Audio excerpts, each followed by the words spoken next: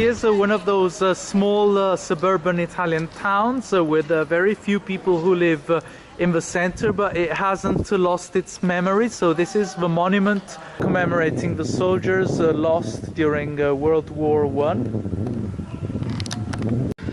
And we are now visiting the most historical part of the town in a quest to find a canteen or a wine cellar. This is the entrance to the ancient borough. So a beautiful gateway with a clock on top. So the dream of every girl is to live in a tower so that a knight dressed in shining armor can then come and set her free. So we have finally made it to a wine cellar. This is not actually the cellar, but the place where they sell the wine. So we are with Luigi Caggiani, and I'm drinking a wine called Sella, whereas Taurasi is a little bit more expensive. So I'm just gonna start softly with Sella and then carry on later. These are the bottles I would like to steal. Just a quick look at the smaller bottle Sella, which is 375 cl, so half the bottle of the larger wine. But notice how tall and how elegant this bottle is. So this is the choice for a high-level gourmet restaurant. These are a few of the prizes that the cellar has won. So you can see the writing in Chinese. The production ranges from white wine called Fiano, typical of Avellino. Another locally famous wine called Greco di Tufo, from the small village of Tufo. Obviously Taurasi, which must be aged at least 3 years in casks, and Campi Taurasini Sella, which basically has the same process, but it's just a little bit further away from Taurasi, so slightly different area, so they can't actually call it Taurasi, but the procedure is pretty much the same. So Mr. Caggiani is kindly offering a technical explanation. So the first basic Aglianico they produced is called Rosso Tau, and it's a couple of years old. It's harvested in October, and they produce 8.5 tons of grapes every hectare of land. Yes. So the second wine has an enormous gap from the first wine. It's called Campi Taurasini, and the production for hectare is 6 tons, so it goes down 2.5 tons because it's harvested later. The first one is harvested on the 20th of October, or the third Sunday of October, we could say. Yeah. The second one is harvested the first 2 days of November, so November the 2nd.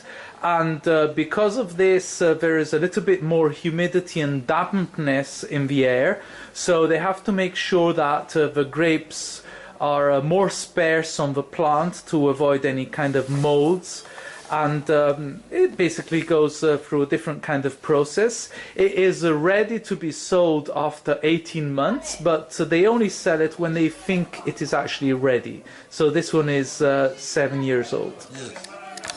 Alright, so the last wine, Taurasi, is harvested later in November, so 10 days after the first one, so basically mid-November, and the production goes down to 4 tons per hectare.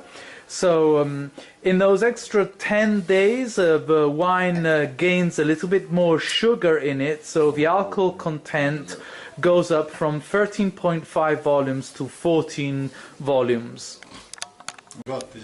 So a very complex process in aging the wine.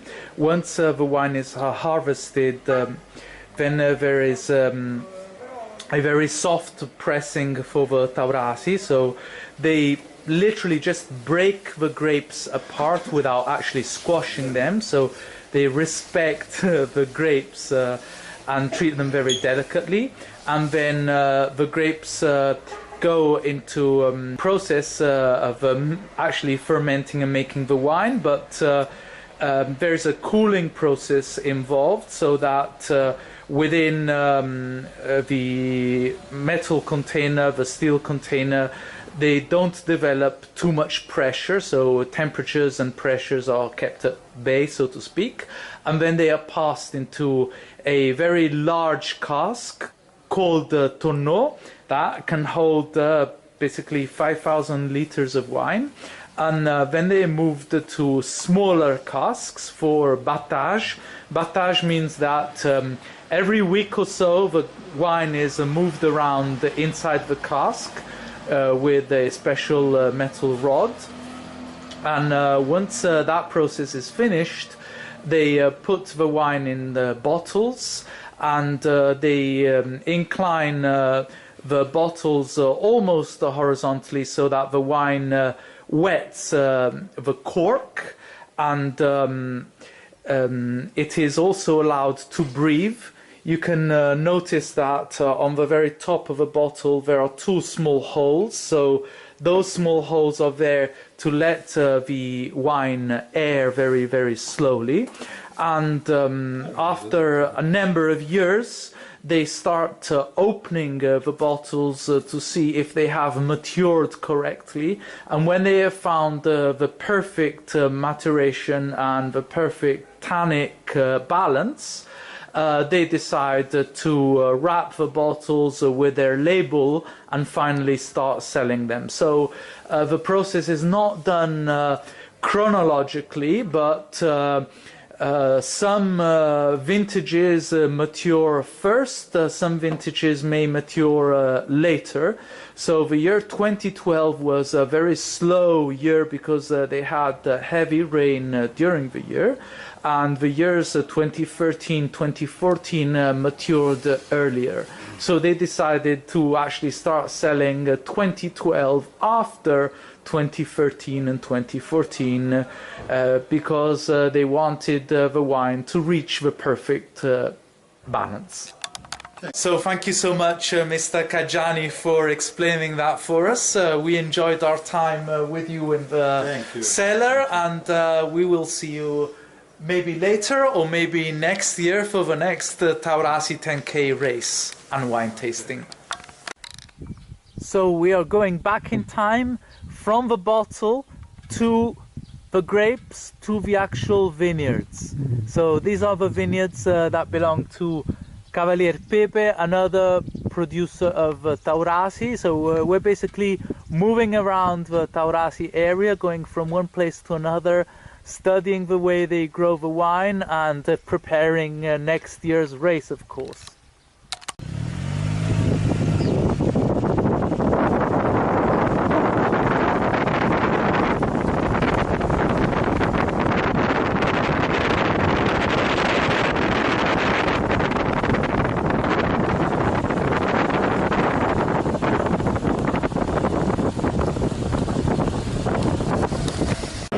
Finally, inside one of the local restaurants, this one is called the La Collina, the hills, and you can see a beautiful depiction and literal description of satyrs making wine.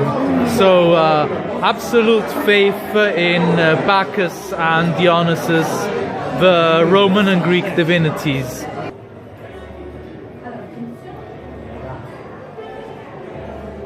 Obviously more wines to be seen here. This restaurant is part of a wine house called Cavalier Pepe that we may visit later.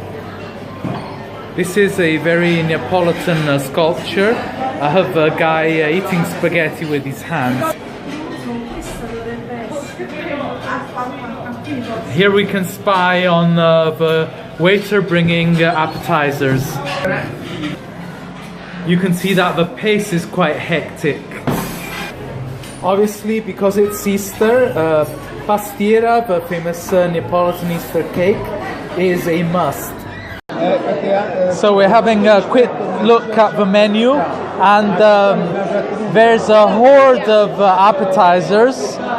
We have prosciutto, capicollo, soppressata, which are groceries, a gem of buffalo milk, which I presume must be mozzarella, fresh cheeses, pumpkin flowers stuffed with ricotta and more groceries, appetizers of the house, a fantasy of artichokes, fondue with potatoes and mushrooms, eggplants, and finally the farmer's soup. So these are just the appetizers. Then we have ancient recipe of lasagna, fusilli with sausage and mushrooms, and a choice between lamb, roast piglet, and a mix of roast meats, plus fruit and cake. I will tell you later if I'm able to survive all this.